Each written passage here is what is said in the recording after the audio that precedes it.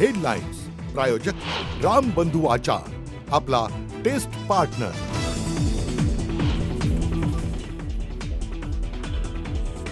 भास्कर जाधव आणि ब्राह्मण समाजातील वाद पेटण्याची शक्यता। स्टेटसमधून भास्कर जाधव यांनी ब्राह्मण समाजाला डिवचलं।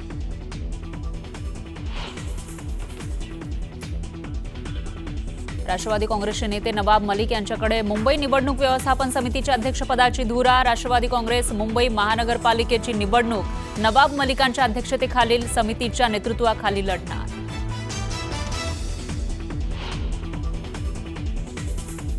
छावा संघटनेच्या पदाधिकाऱ्याला मारहाण करणारे राष्ट्रवादी युवकचे माजी अध्यक्ष सूरज चव्हाण यांच्यावर नवी जबाबदारी। सूरज चव्हाण यांना मिळाला प्रदेश सरचिटणीस पद।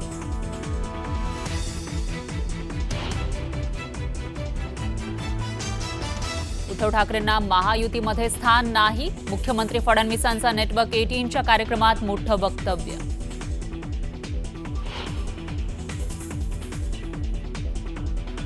सुनील तटकरे यांची उलटी गिनती सुरू झाली आहे। भरत गोगावलेंचा हल्ला बोल तर छोट्या लोकांवर लक्ष देत नाही। सुनील तटकरेंचा पलटवार।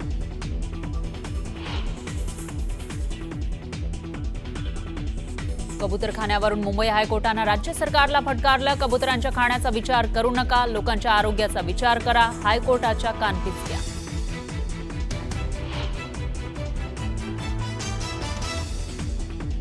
कबुतरांमुळे झालेल्या फुफ्फुसांच्या रोगांमुळे देशभरात 60,000 रुग्णांचा मृत्यू। बडे मुद्देमध्ये डॉक्टर कल्याण गांगवाल यांची धक्कादायक माहिती। विज्ञानाला प्राधान्य देण्याचं डॉक्टर गांगवाल यांचं आवाहन।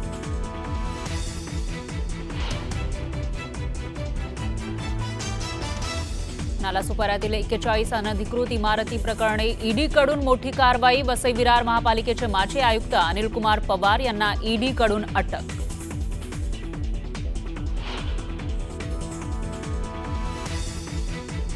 धनंजय मुंडे असूनही सरकारी बंगल्यातच मुंबईमध्ये घर नसल्यानं बंगला सोडला नसल्याचं स्पष्टीकरण। तर धनंजय मुंडेंचा मुंबईमध्ये 3 फ्लॅट, करुणा मुंडेंचा दावा।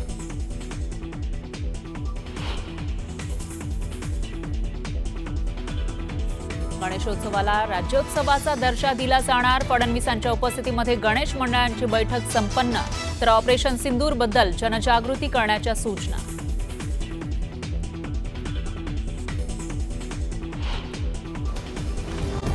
आणि कबूतरखान्यांसंदर्भात पार पडलेल्या सुनावणीत उच्च न्यायालयानं कबूतरखान्यांवरची बंदी कायम ठेवली आहे।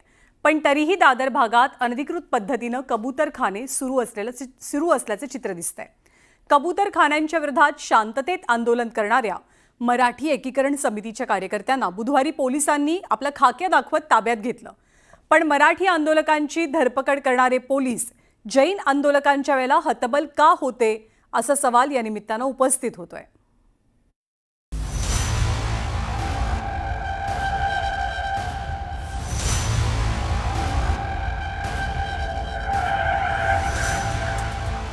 मुंबईत कबूतरखाना बंदीवरून सुरू असलेला पोलिसांचा दुटप्पीपणा आणि जैन मराठी आंदोलकांमध्ये दुजाभाव करणारी ही 2 दृश्य। 6 ऑगस्ट रोजी दादरच्या कबूतरखान्यावरील आच्छादन हटवण्यासाठी जैन धर्मीयांनी आक्रमक आंदोलन केलं। या आंदोलनात पोलिसांसमोर आंदोलकांना चाकू सुऱ्या वाटल्याचं दिसलं। आंदोलक ना पोलिसांचं ऐकत होते ना महापालिकेच्या कर्मचाऱ्यांचं। पोलिसांच्या डोळ्यात देखत आंदोलकांनी कबूतरखाना झाकण्यासाठी लावलेली ताडपत्री फाडली। त्यानंतर कबूतरांसाठी तिथं धान्य पोते रिकामे केले। पण पोलिसांकडून ना त्यांना थांबवण्याचा प्रयत्न झाला ना रोखण्यासाठी बळाचा वापर झाला। एवढं होऊनही यापैकी एखाद्या आंदोलकाला ताब्यात घेतल्याचं ऐकिवात नाहीये।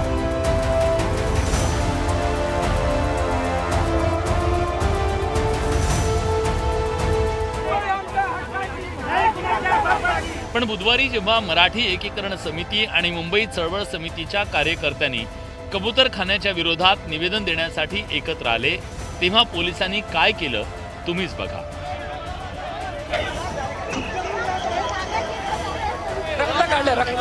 पोलिसांनी रक्त काढले मराठीसाठी। या पोलिसांसाठी आलोय मी। या पोलिसांना मारहाण झाली, धक्काबुक्की झाली, म्हणून मराठी एकीकरण समिती आज आंदोलन करताय, त्याच पोलिसांनी माझं रक्त काढलंय. गृहमंत्र्यांनी पोलिसांनी काय सूचना दिल्यात? पोलीस सगळ्यांसाठी असतं ना, मग मराठी एकीकरण समितीचं आंदोलन का दडपतंय? या पोलिसांनी मला मारहाण केली आहे, अक्षरशः हात माझा पिरगळून टाकलाय. याचं आज याला जबाबदार कोण आहे?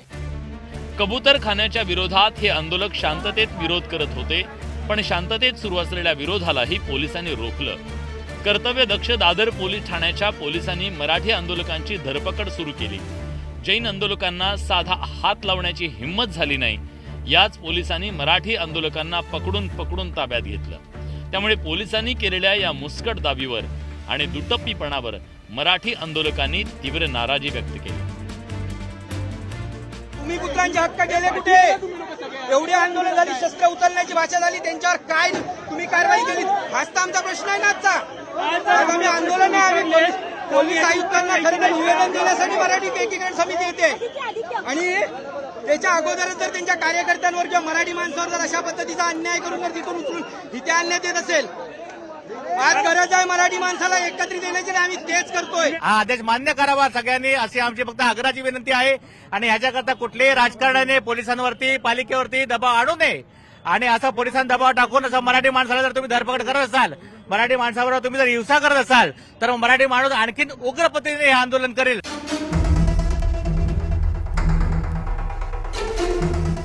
बरं, ज्या कबूतरखान्यांवर कोर्टाने बंदी टाकली त्यांच्या विरोधात आंदोलन करणं पोलिसांना मान्य नाही, पण कोर्टाच्या आदेशाला केराची टोपली दाखवून थेट इमारतींवर बेकायदेशीररित्या कबूतरखाने सुरू करणाऱ्या जैन धर्मियांच्या वर्तनाला मात्र पोलिसांचा कुठलाच विरोध नाहीये. विशेष म्हणजे कोर्टानं कबुतरांना दाणा पाणी टाकण्यावर बंदी घातली असताना असे कबूतरखाने सुरू करणं कोर्टाचा अवमान आहे. पण त्या विरोधात पोलीस काहीच कारवाई करताना दिसत नाहीयेत. याबद्दल आश्चर्य व्यक्त होत आहे. असा कायदा, असा नियम आपल्या न्यायालयाने सांगितलेला की हा असा निर्णय आहे. असं असताना आजूबाजूच्या बिल्डिंगच्या टेरेसवरती दाणे टाकले जात आहेत आणि कुठेतरी पुन्हा ही कबुतरं एकत्र यावीत आणि या कबुतरांच्या विष्ठेमुळे आणि कबुतरांच्या पंखामुळे इथली मानव जमात कुठेतरी आजारी पडावी, हा मानव जातीच्या विरोधात केलेला एक षडयंत्र आहे, कटकारस्थान आहे. विशेष म्हणजे दादरच्या जैन मंदिर परिसरात सुरू असलेल्या अनधिकृत कबूतरखान्यांमुळे तिथं राहणाऱ्या मराठी माणसांचं जगणं मुश्किल झालं. जैन धर्मियांकडून टाकल्या जाणाऱ्या चणे, फुटाणे आणि धान्यामुळे इथं राहणाऱ्या लोकांना नाहक त्रास सहन करावा लागतोय. आम्हाला त्रास गेली 61 वर्षे आहे. कारण असं आहे, त्रास कशाचा आहे? फक्त कबुतरांचाच आहे असं नाही, तर या कबुतराची धान्य ठेवलं जातं, ती गोडाऊन आमच्याजवळ आहेत. हे धान्यात 2 वेळा आग लागली होती, आपोआप उष्णता तयार होते त्या चण्यांची आणि त्यातनं 2 वेळा आग झाली. चालता आम्हाला येत नाही. दिवसा ढवळ्या उंदीर एवढे आमच्या अंगावरून जातात, पायावरून जातात, एवढे उंदीर झालेले. कबूतरखाना बंदीवरून सुरू असलेल्या आंदोलनांमध्ये पोलीस आणि प्रशासन दुजाभाव करत असल्याचा आरोप होतोय. त्यानंतर आता विरोधकांनीही कबुतरांवरून सरकार आणि भूतदयेचं नाव घेऊन कायदेमोड करणाऱ्यांवर टीकेची झोड उठवली आहे. माणसं जगवायची की कबूतर, कुत्री, मांजरं जगवायची, हा विचार भूतदयावाल्यांनी केला पाहिजे. या महाराष्ट्रात 700 आत्महत्या शेतकऱ्यांच्या 3 महिन्यात होतात. रेबीजमुळे आणि कुत्रा चावल्यामुळे वर्षाला 2 लाखावर माणसं बाधित होतात, मरण पावतात. तर कोणाकडे लक्ष देणं गरजेचं आहे? माणसांकडे. बाकी हे श्रीमंतांचे खेळ आहेत सगळे. खरं तर माणसाचा जीव हा सगळ्यात महत्त्वाचा आहे. माणूस असेल तर कबूतर किंवा इतर प्राण्यांना अन्न पाणी देऊ शकतो.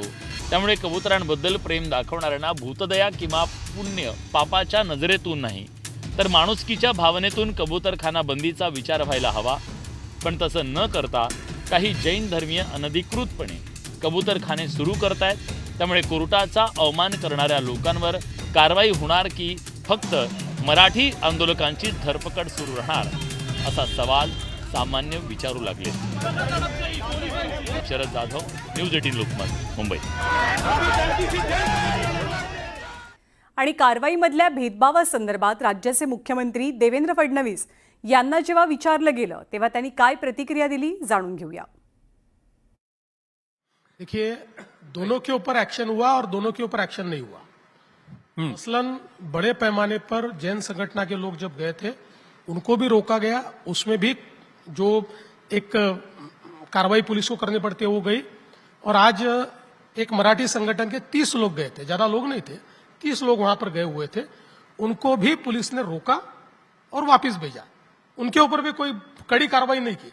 तो पुलिस इतना ही करती है। ऐसे मामलों में जहां बहुत लॉ एंड ऑर्डर का प्रॉब्लम नहीं होता है वहां लोगों को रोका जाता है, उनको बैठा के ले गया जाता है, उनके ऊपर एक 69-70 की नोटिस कुछ देते हैं और छोड़ देते हैं। तो वही किया है सबके साथ।